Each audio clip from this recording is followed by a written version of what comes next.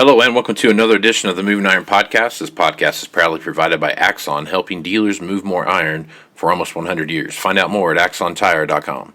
Axon was started almost 100 years ago out of a passion for keeping agriculture moving. It's that same passion that drives them today. With a vision for a better experience for both farmer and dealer, they set out to create a better way to move more iron. When you partner with Axon, you get immediate access to a full range of products and solutions designed to meet the complex needs of today's grower. Axon carries all major brands and sizes of tires, wheels, and tracks. From custom colors and sizes to fully customized wheels, you can have the solution for virtually any problem today's farmer is trying to solve. To find more or become an Axon dealer, please visit axontire.com. This podcast is also brought to you by Valley Transportation. Valley has over 33 years in the trucking business, moving ag and construction equipment across the country. For more information, go to valleytransinc.com or give Parker a call at 800-657-4910. At Valley Transportation, our goal is to help you reach yours. Moving higher in the 21st century. Hard-working people working hard for you and me. Moving higher, time and time again. Through the years you'll find us here. Moving higher. Hello and welcome to Moving Iron Podcast. This edition of the Moving Iron Podcast is brought to you by TractorZoom, where data meets diesel. I like that, dude. You guys should capture that into a nice little bow and keep that trademarked or something like that. Because that's a quality statement. I got Kyle McMahon with me here. Kyle he's the founder and CEO of TractorZoom, and he's a world of knowledge. He's got a great team over there. Those guys work tirelessly, trying to build the best product out there. And to be honest with you, I think they're doing a pretty damn good job of that. So Kyle, how you been, man? Thanks for having me on, Casey. It's been a while. Things are really good here in TractorZoom. It's almost Christmas, and I think it's supposed to be 60 degrees on Christmas Eve. So this field work is still on the mind. But I keep watching the auction market and now the dealer market. Things are going well. Yep. How's 21 been, man? Let's talk about that as a very macro level stuff here. So we came out of 2020, post-COVID shutdowns, all those kind of things, in and out, those kind of things. And then, for a minute, corn was almost free. And now we've rallied back around to where corn, I think the other day I looked at it, was almost over $6. Wheat's over $8. Soybeans are almost to 13. I mean, so we're getting back up there. But the tail end of that is the input cost story that we're seeing out there. So none of that of which has slowed any demand for equipment down in 20 and going into 22 at all. So I guess as you take kind of rewind back to 2021 and kind of look that over, what are some of your big takeaways for the year?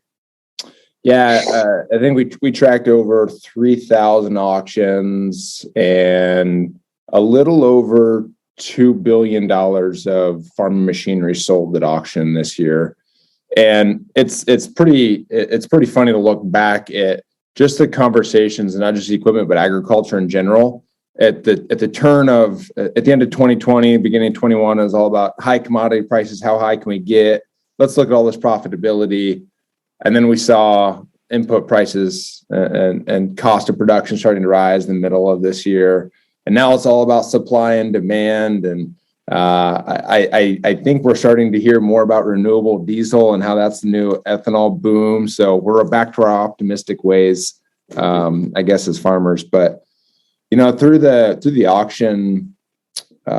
auctions this year, we've seen inventory down and prices dramatically higher, and that's obviously a combination of high net farm income, bigger yields than we probably expected in 21. And then now we're going into the end of the year. People have started to realize, just talking with accountants out there, farmers are obviously starting the conversation of wanting to upgrade equipment, take advantage of bonus depreciation and tax incentives by the end of the year.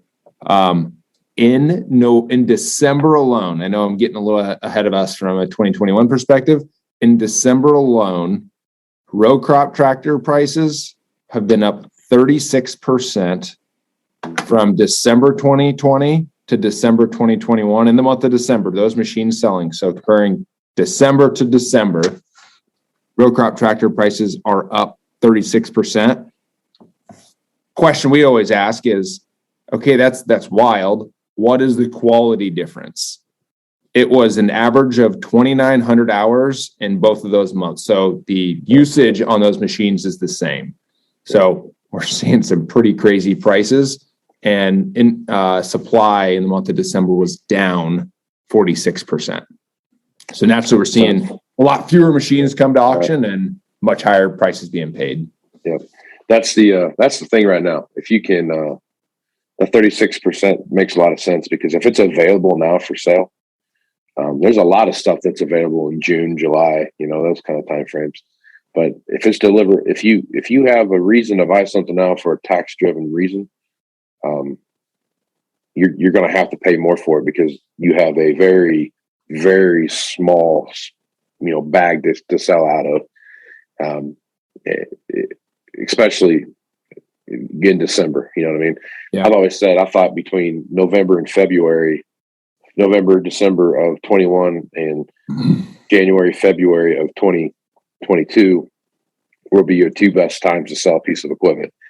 If you're in the market to do that, because quite frankly, if you still have something readily available in those time frames, either it's a tax reason thing or it's a deferred comp thing going over to the first year, and you guys are getting ready for playing season and looking at what they're going to need for early spring harvest. And if you have it available, it's going to be worth a lot more for sure.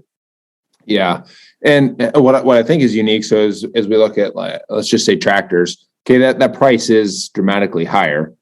You also have to think about just overall inflation. And as we start to look at new machines coming to market, you know this better than I do, how much higher price new machines are going into 22 than they were in 21. So that's also helping drive that market. Net farm income is one thing, but I'd say holistically from 2020 to 2021, what we've seen is low supply and high demand. The one interesting asset class or type of machine is that surprised us from a supply standpoint. It was the only category that the supply was higher this year than it was last year, which is self-propelled sprayers. And we see that as kind of a nice to have machine, not always a need to have. But in good commodity times, farmers are realizing the ROI and the benefit of having their own application equipment and applying chemical more times throughout the year and less reliant on the co-op or a custom application individual doing that. So that is also one of the hotter categories, and supply's even been up. So it's hard to say that supply is the only issue that's happened in 2021, and that'll be really interesting to see how this plays out into 2022. Yep. So you're talking about the sprayers there, and that's an interesting point. Do you know off the top of your head what the difference in, like you talked about combines being 2,900 hours worth of use? Is it the same on the sprayers? Were they hour-wise? Were they pretty close to each other?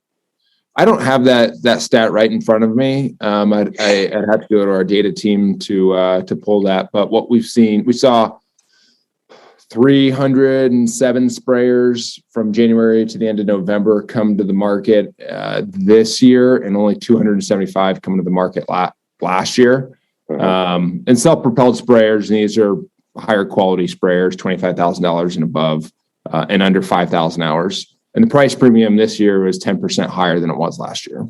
Yeah, makes sense. Makes a lot of sense. So I just look at some of these sprayers that we're looking at now, and the hours seem higher just because they've ran them longer and they've done a few more things to them than we've seen in the past. So that is definitely a market that is very fickle, just like you said. It's nice to have, not necessarily a must on the farm. But when you look at like four-wheel drive tractors, what are you guys seeing there as far as that goes? Yeah, I mean, that's going to be similar to row crop tractors. Mm-hmm. When we talk about row crop tractors, we define that as MFWDs. But four-wheel drive, there's obviously more demand. Supply hasn't changed. It's one of the more flatline asset categories out there. Prices are up about 9% through November. And so into December is actually going to be a little bit higher, probably about that 12, 13%. What we're really starting to notice is the difference of four-wheel drive tractor from 2009. People are willing to pay much more for modern technology and a four-wheel drive. So that price difference on that higher end, newer machine is dramatically higher. Are you seeing more when you look at like track machines like that? It seems like there's a little more interest nationwide in either a 2-track or a quad-track, 4-track type of machine.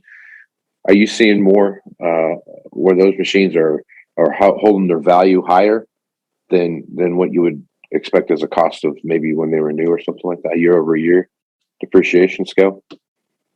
Yeah, I don't have that stat right in front of me here to identify or to tell you with data the depreciation schedules, but that's something our software can start to look at to identify that. Have you noticed more of those machines popping up in auctions?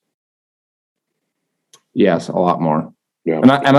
But that also goes to sometimes it takes 3 years for a new machine to significantly hit the auction market. There's always those anomalies where it's a one-year-old machine or right. a 100-hour machine to come to auction, but to have some good comparable sales to build a data set and draw conclusions, sometimes it takes 3 years of that machine to be in the market before you can start to see a lot of that. But yeah, we started looking at some 9620RXs in November, and we did a study just looking at how much more people are willing to pay. And people were paying the same price. If you looked at 2020, the end of November of 2020 on a 9620RX, they were willing to pay the same amount then for a 300-hour machine this year at an 1,800-hour machine. So the same price is being paid for a 300-hour machine last year is what they're paying for an 1,800-hour machine this year. And that kind of goes back to what's available. Yes. Yeah, that's exactly what's available. And so Aaron and I talked about that in a podcast not too long ago where we were talking about how those, the late model low hour segments and what those look like and how that scale was going to start to slide. And that, because of the lack of, 300-hour, 400-hour, 500-hour tractors, that scale was going to slide up to 750 or 1,000 or something like that. That was going to be your new kind of later model, low hour kind of approach to that. And that's the data that kind of proves that theory a little bit. You're looking at, and that's a big jump. Now that's 1,500 hours, but that's the same time, that's what's available. Yeah, and that's a 2019 machine, right? Right. Yeah. And if somebody's putting that many hours on it in 1 year, you have to think that they've been run pretty hard over the last year or two to get to that hour rate. Exactly right. When you but I think you bring up a good point. I'm looking at data right now. I know we're switching topics, but over on the combine side, this kind of goes back to what you're talking about, where the hour of a machine, what you're used to buying, is going to have to increase if you want optionality. When we're looking at combines, the average separator hour for a combine this year compared to last was up 14%. Okay. 14% from this time last year. Okay. So I mean, it's like holistically-ish, somewhere in the neighborhood of about a 10% organic growth in that. But you throw inflation, yeah, okay. That's the thing too. When you start, like, how do you measure inflation on that? Like, where does that? What number are you using to manage? Is that 7% inflation that we hear people get tossed around out there? Because if that's true, then the actual price of a machine kept up with basically the price increase. You know what I mean? You factor out the inflation. So that's kind of the double-edged sword there a little bit. Yeah. So the average separator average machine coming to market is at 14%. So if it was the average combine market last year was 1,000 sep hours, this year it's 1,140 hours. Right. So it's just aged inventory. So it goes along to exactly what you and Aaron were discussing. Yeah, that's exactly right. I misunderstood what you said, but yeah, that's you're exactly right. That and they're still paying the same amount of money for it. And that's the crazy thing about that, is that, again, crazy times that we're in, if it's available, it's worth 14 to 25% more just based on what you're telling me.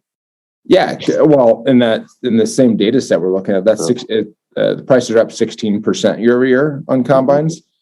Their older machines are more, they have more hours on them, and it's still up 16%. So if you start to look at that on a more parallel basis, that's actually up 22 to 24% year over year. Mm-hmm. So it's still a big price increase, but what does that look like from if you were going to market to buy a new machine? Right. Price increases are not quite that high, but yeah, and I think that's the other thing too. So you start looking at, if I'm a guy coming to the market right now and I want to buy a brand new machine, or there's the 1-year-old machine that's available right now, you're starting to kind of cut hairs there a little bit. Like, which one's the better deal? Like, we get a new one, warranty and all the things that come along with that. And I'm the only one that's ever driven it, blah, blah, blah, blah. But you have the 300-hour machine sitting out there right now, and you can go buy it. Which you're really buying you're not saving much money, I guess, if you go and buy the used one. It comes down to is how soon do you need it? Because if you want a new machine today, it's 23 before you get it. I don't care what manufacturer you are. Across the board, it's somewhere in that neighborhood. So I guess it comes down to how soon do you need it, and what are you willing to make that investment right now? Yeah, new machines. Usually, if you look at a depreciation curve of new machines coming to market, naturally the steepest depreciation curve is right off the lot in the first 3 years, right? And that starts to level out, because then you start to have some reconditioning costs, and you have to start investing in the machine. For those first few years, you don't. That depreciation schedule or that depreciation curve is starting to get screwed up. And because there's so much demand and so much cash out there willing to buy that 1-year-old machine, and they realize they price a new one, and they realize they got to take a year to 2 years to get that new machine. So they're willing to pay up, and they see the price of that. So they're willing to pay up for that 1-year-old used machine. Yeah. Yeah. It's just weird. I mean, everything that you know about equipment right now is just kind of thrown out the window, because none of it, every day it's a new day. There's no uncharted water. There's no pre-existing information out there that shows you this is what you should be doing in this time frame. Yeah. And if you want to, like, in our opinion, obviously we're a data company, but you have to look at the data to start to see the trends. I mean, if you only looked at November on row crop tractor prices, November to November of 2020 to 2021, they're up 27%. Mm-hmm. But then you go into December, typically the biggest machinery buying month of the year, right? Now they're up 36%. So you had a 9% gain in 1 month. Yeah. And we sit back and say that's simply supply, and people wanting to save some money on some taxes. Yeah, and I don't think the supply thing really lightens up at all until you get to about this time next year, because I think most manufacturers are going to have late fourth quarter, late third quarter, early fourth quarter deliveries of a lot of new equipment. And there's going to be a surge of equipment that hits the market, in my opinion. And I think he might see something there, but that stuff is going to get gobbled up just as fast as anything else has been, because in a lot of cases, most of that stuff's already pre-sold. They're just waiting for the new piece to get delivered. So let me bounce this off you. Podcast or two ago, Aaron and I made a prediction that we wouldn't see another inventory issue till 2030, right? So we're at 2022 now. And the reason I said that is because we have 3 years of this kind of high demand, low supply kind of thing. And the cabinet really never gets full, right? So whenever we might, you have 9, you sell 8, you get, 9 more come in, you sell 8. So you got 2 kind of hanging around, whatever else. Kind of keep pushing way through that. And then you start to see this kind of pile up into 20, our inventory start to grow anyway, between 25, 26, and 27. 27, we're having similar conversations to what we had in 2012 because, times are good. We got a lot of stuff flying off the shelf. Things are great. Selling a lot of new, but the used, we're selling into a big backlog of used equipment. And it's 28, 29 when we're sitting back going like, oh, I think we feel like we got a little bit of an issue here. 2030 is kind of 2014 all over again. Have you guys looked at anything like that as a predictor of kind of past data that you have going through that time frame and done some futuristic projections of where you think inventories might look like? We haven't, from a data science perspective, really analyzed that far out. So what I'm going to say is my personal opinion and just me reading the market with all the data, I guess, I have in my head. But I could see that. I think the demand is going to continue to be there. It's not necessarily, there's a lot of cash in farmers' pockets from this year. Sure. I saw my net farm income this year and, really shocked me in a good way. So I think that's going to continue into 2022. And as you start to look at 24, 25, 26, it's going to be a whole different geopolitical scheme. It's going to be a whole different market. I believe that OEMs will figure out how to supply the market. We will get supply back. I think dealers have done a really good, dealers learned back in 13, 14, what high inventories do to your profit and your bottom margin. So I don't think dealers will oversupply themselves based on what they learned in 2014. But then the next thing that I keep hearing about is renewable diesel, right? We just saw the aircraft fuel. Right. So we keep talking to economists and they start talking about how that renewable diesel and all these soy processing plants that are going up could be the next ethanol boom, and ethanol kind of take a back seat. So that just tells me a lot more demand, prosperity for farmers, and more willingness to buy newer, nicer, better machines to capture a lot of that profit. Because I think what farmers have learned historically is if I invest in better technology, I can get a better ROI, not necessarily a bigger yield, but a better ROI. So you guys are the inventory experts. We're always looking at the world from a rear view perspective. We haven't put the prescriptions in place to look at a forward-looking basis too hard, but that's how I look at it. Mm-hmm. I think there's two things out there that'll really change the way inventory is on the lot and the way it looks too. One is there's going to be a mass number of farmers that retire over the next 3 years.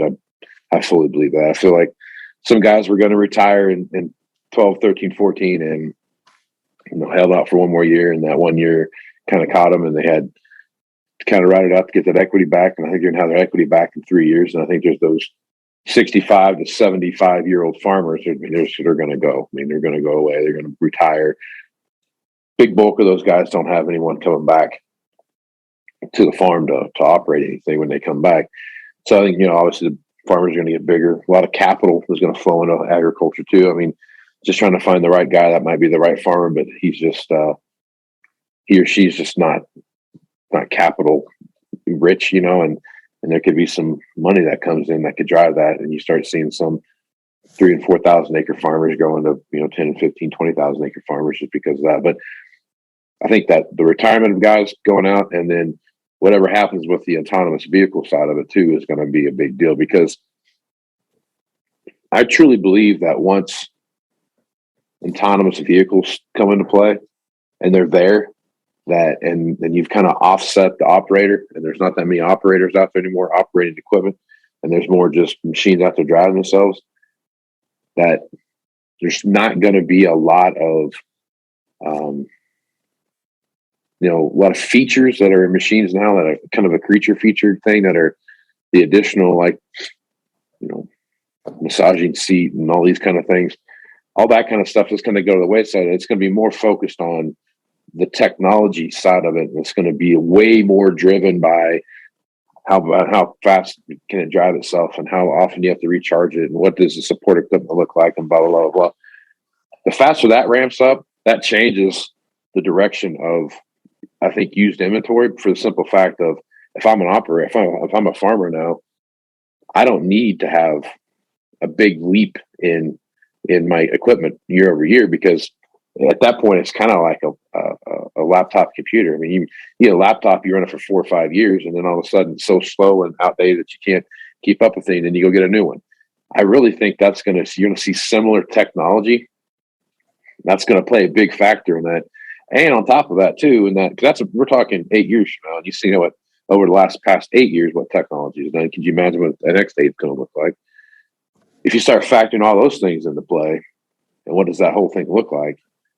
When does the subscription model start to come into used equipment, if I'm a farmer and I can, the machinery link aspect of this thing, they were just 20 years ahead of their time. That's really kind of what it comes down to. And you start factoring that in there, you have a wave of freaking drones that start in Texas and work their way north. It's like a swarm of locusts coming across the countryside. And all of a sudden, I just need my thing here to plant between these days and keep on keeping on from there. I think that's another factor that really starts playing into this whole scheme of what's used equipment look like over the next 10 years. If that stuff starts to happen, then I don't think used equipment is the question that we're having. The question we're having is who we're going to sell it to, because there's not going to be enough people, enough bodies to actually use the equipment as it comes out. I couldn't agree more with a lot of what you said, and I was starting to write some notes here as you're mentioning a lot of that. You're already starting to see farming go from the progressive farmers. I'm willing to go operate my equipment, and they're more or less operating a business, right? They have risk management and they're making investment decisions. That's simply where it's going. And I think I have a unique perspective just on the technology side as we analyze the market, and we're always watching what's happening. So venture capital is investors investing in companies and new technology that are bullish on forward-looking industry trends. And in 2016, there was $700 million of venture capital invested in ag technology in the United States. This year, it is projected to hit $7 billion. So agriculture is kind of that next wave of compounding technology growth, where I couldn't agree with you more that how fast technology is going, that 2-year-old technology right now is new technology. Right. But 5-year-old technologies, it's getting kind of old. In 10 years from now, 2-year-old technology will be too old to be operated, because of how fast technology is compounding and the ROI that farmers as the consumer will see. It's funny to bring this up. I was scrolling through, I don't know, a social platform. I'm probably on too many of them. And there was a individual that screenshotted his text from some economist saying 21 years ago that the internet is just a fad. Right. Yeah, I've talked, how many people I talked to in that time frame that thought that. So younger generations more willing to embrace technology, and they're going to be making investment decisions on technology to scale their operation. Yeah. I had this conversation the other day that we start looking at Gen 1 technology. Some of this technology is coming out now. I mean, you look at like seed sprayer, for example. That's probably the easiest one to point at. Deere's making claims of up to 70%, reduction in chemical. Well, that's awesome. You're looking at the way it is now. You start looking at that Gen 4 technology that's coming down the line. Not only is it looking at, I'm guessing here, but I'm sure it's looking at the size of the plant, what kind of plant it is, what time of year it is, how much moisture is in. There's all these things that's taken into consideration, and it knows exactly to the drop how much herbicide to put down at that one particular spot. Now, if you're the guy that's got Gen 4, and this guy over here is just now getting Gen 1, and he's cut his spraying operation by 50 or 70% or whatever the number is, awesome, great. The Gen 4 guys cut Gen 1 guys' amount of chemical he's spraying by 70%. So now you got this guy over here that was spraying 100,000 gallons of chemical a year or whatever the number is, just for easy math, right? So now he's spraying 30,000 gallons. This guy over here is spraying 70% of his 30. You know what I mean? So now you start looking at economies of scale and how those things all play in there. And even if all your ground's paid for and it's 100% thing, now you're still going to have a hard time competing in the marketplace because this guy's operation is now 70% more efficient than yours. Those kind of things start coming into play with all this technology. And you look at planter technology that's coming down the path of multiple hybrids being on the same machine and all this kind. Those are the kind of things that are a game changer when you start looking at used equipment and what's sitting on the lot. Because at that point, I don't need to trade till there's a better. I mean, it drives itself. It does all the things it needs to do. My trade cycle now is it might be every 2 years when it was every year. It also might be every 6 months because that's how fast things are evolving and the next best things out there. And there's a better mousetrap. And I'm now spraying across my 20,000 acres with 99% less of whatever it was that I was doing, whatever it was with, those things like you can't, that's the crystal ball of technology that you can't see right now. My previous statement was based on today's trends and what we see happen right now. And if everything stayed the same, it's kind of what it looked like. If you extrapolate that all out and you start taking in all these variabilities, used inventory might not even be a thing to worry about because you don't. Once the guy's done with it, no one's buying it. So that's where I disagree. So we got talking on all this new cool technology that'll come down, increase. Farmers will get larger, right? And I think the core of it is equipment will always be a super important aspect, whether it's small or big, whether it's diesel powered or electric powered, whatever the case. That some machine is going to have to plant the crop, whatever machine that is. And if you bring it back to used equipment, if you look at historically, the appreciation rate of farmland has always been 2% per year. If you look at it in history, that's where it is. If you look at equipment, it's 4% per year. And then you have years like this year where it's up 10% to more. I'll let you speak on how much more that would be. But those prices are going to stick in an inflationary environment today. So if you look at farmer's balance sheet 10 years ago, it was probably made up of between land and equipment. 75% of the balance of a farmer's balance sheet was land, 25% was equipment. Today, as we work with a lot of the our software is used by a lot of the big banks in agriculture, that balance sheet now looks like it's more 50-50 farmland to equipment.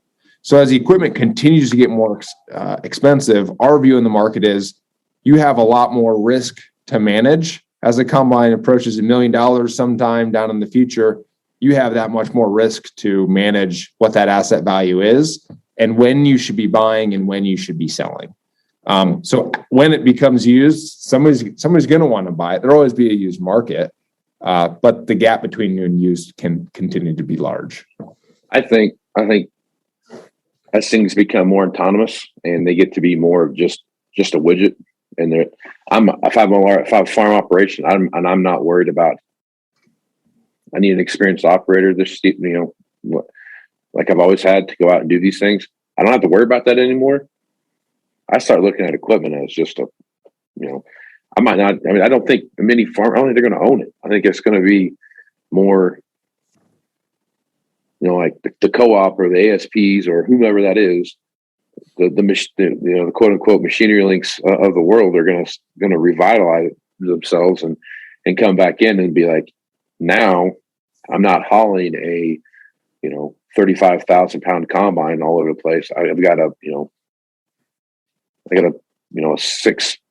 150 horsepower size machine that I'm going to stick out there, and it's going to go. I got 10 of them in the field. They're going to go plant it real fast. And boom, I'm done.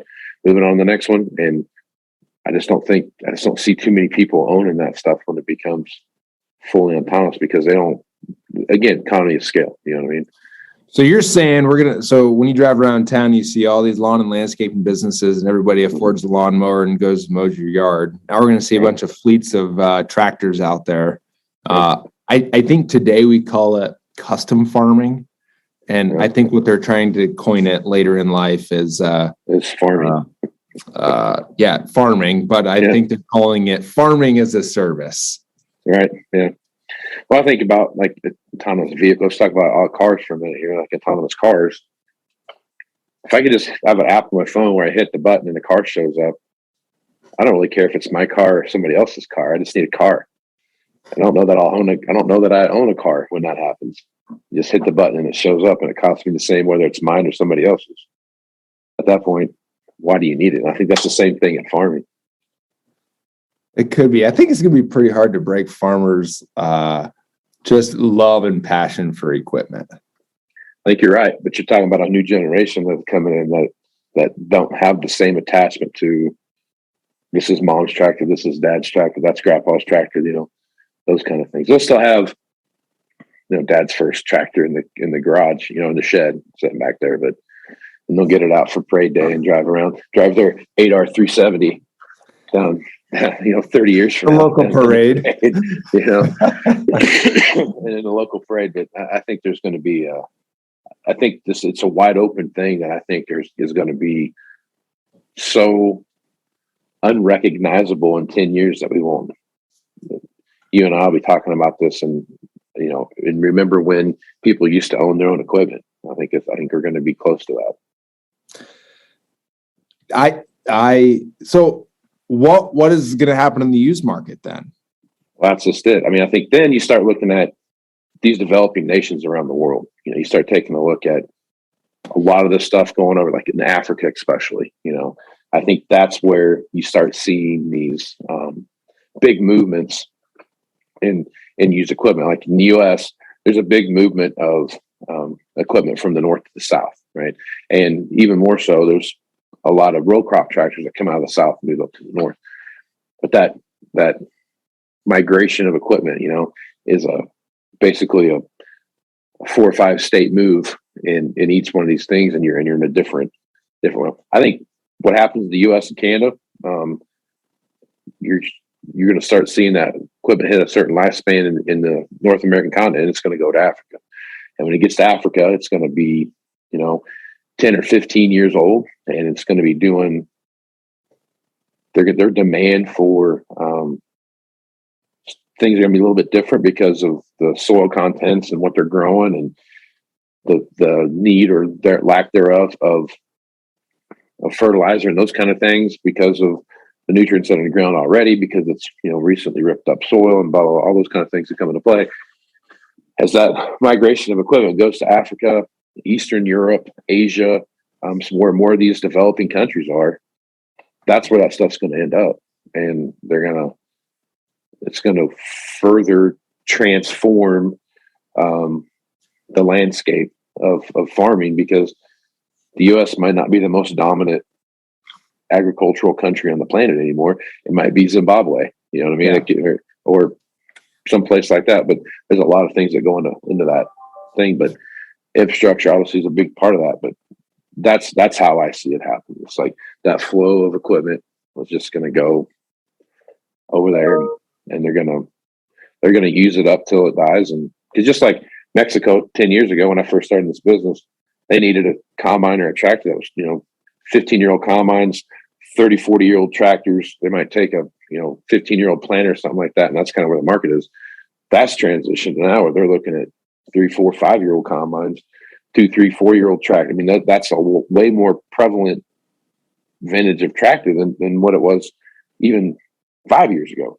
So now we're starting to see what you send all your old stuff to Mexico. Well, not anymore. You keep going south with it. You get to like Central America, Northern South America, and then you're starting to see that equipment show up down there. So, and even to that point, that newer equipment starting to get down there too, because of all the money pouring into Brazil and Argentina and Bolivia and all those places down there. You're seeing more and more, more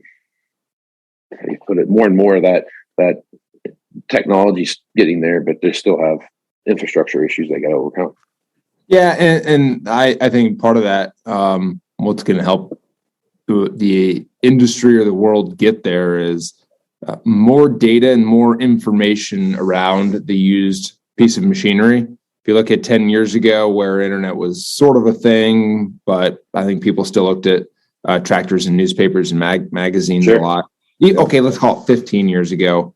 You always bought from the local dealer, and you had the chance to go down there, kick the tires, maybe look at it more in person. And Now with the power of simply photos and bidding online, like COVID totally made our equipment world go online.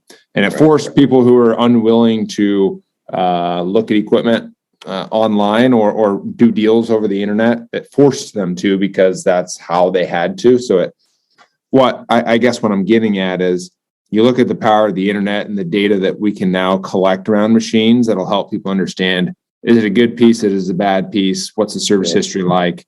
And start to make a better decision from 1,000 miles away versus having to go look at it. Are you guys, I know from the auction side, we're seeing a ton of sight unseen. I was talking with one of our biggest auctioneers, and he told me 50% of machinery at their consignment sales are shipped. A truck and trailer is brought in, and that piece of equipment is loaded on and shipped out of there. It's not driven home. That small 8-foot disc isn't towed behind a Duramax home anymore. It's like it's going around the world. Yeah. I know. Obviously, the local buyers still coming in and want to see stuff and want to touch it and feel it and those kind of things. But the amount of stuff being bought and sold on the internet, the amount of stuff that is being sight unseen sold, I bet that's got to be at any dealership. I got to believe that's 25% or better of the equipment that's going away, that no one ever sees, or they don't see it till they get it. Yep. It could be in China, or it could be in Garden City, Kansas. Who knows where that's at? Garden City, Kansas. It could be anywhere in there. So it's definitely it's a different approach to what we're doing now, for sure. Okay, so that's all pretty future. So we can only control what's going to happen in 2022.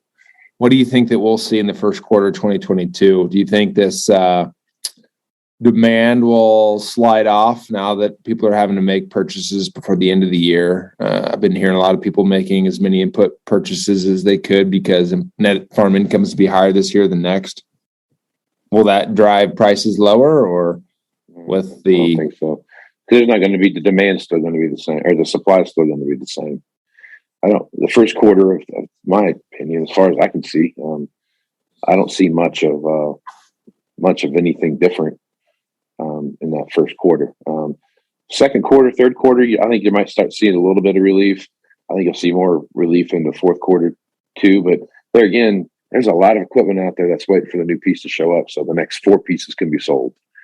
And I think that the first time it happens, it's going to pretty much gobble up everything. The second time is going to be the same way.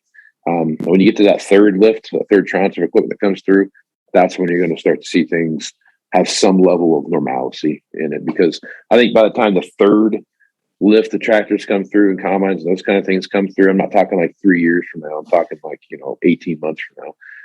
Supply, I would hope by then, supply has kind of caught up out of the factory, and it's starting to kind of catch up with demand too.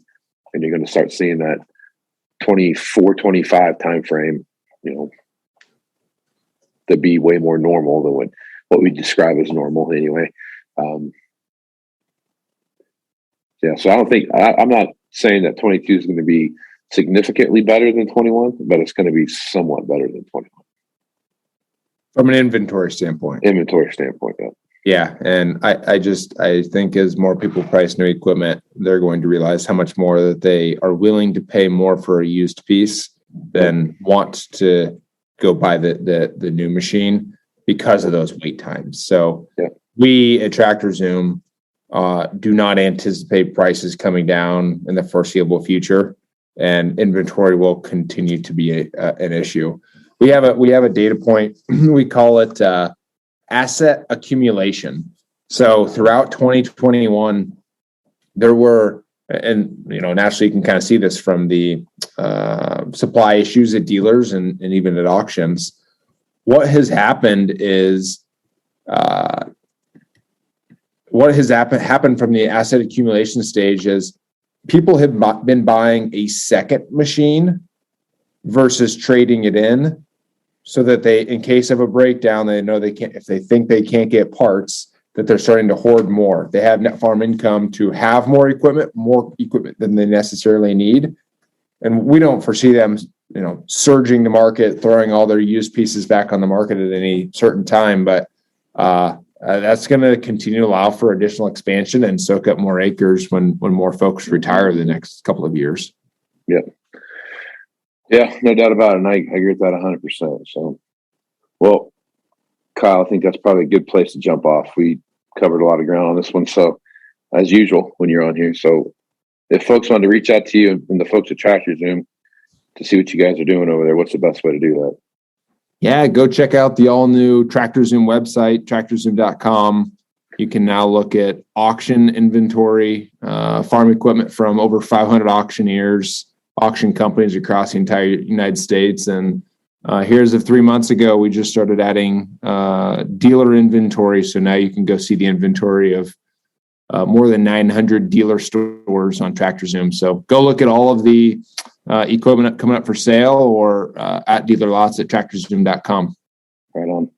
That's a big thing too. Now you have a place of you have two unbiased sources of information.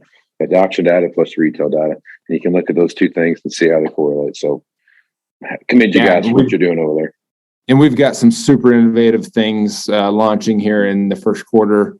I better not launch them here on the podcast, but we can hop on the podcast and discuss them at that time. I think our marketing department might not like me for breaking that seal open. So you'll continue to see us using data to help people make better decisions and have some exciting products coming out here in the first part of next year, which is only like 8 days away. So we better get cranking. You're getting close. So anyway, well, Kyle, appreciate you being on the podcast, man. Happy New Year. Merry Christmas to you and your family and all the people there at TractorZoom. You as well. Thanks. All right, man. I'm Casey Seymour with Moving Iron Podcast. Make sure you check me out on Facebook, Twitter, and Instagram. That's where you find the latest edition of the Moving Iron Podcast. Also, go to movingironllc.com for all the latest doings with Moving Iron. So with that, I'm Casey Seymour with Kyle McMahon. Let's go move some iron, folks. Out. You want to have a meaningful competitive advantage to help sell more equipment. Whether you represent the sales, parts, or management department of an implement dealership, there's a surprising amount of complexity when it comes to tire, wheel, and track technology. Let Axon worry about that so you can get back to supporting your customers. Axon has leveraged years of experience to create a streamlined process that gives you a proven path to help today's grower and sell more equipment. The roots of their organization go back almost 100 years to the invention of the rubber tractor tire. Supporting agriculture is the number one driver of Axon from product development through sales and service. To find more or become an Axon dealer, head over to axontire.com. This podcast is also brought to you by Valley Transportation. Valley has over 33 years in the trucking business, moving ag and construction equipment across the country. For more information, go to valleytransinc.com or give Parker a call at 800-657-4910. At Valley Transportation, our goal is to help you reach yours. Moving higher in the 21st century. Hard-working people working hard for you and me. Moving higher, time and time again. Through the years you'll find us here. Moving higher.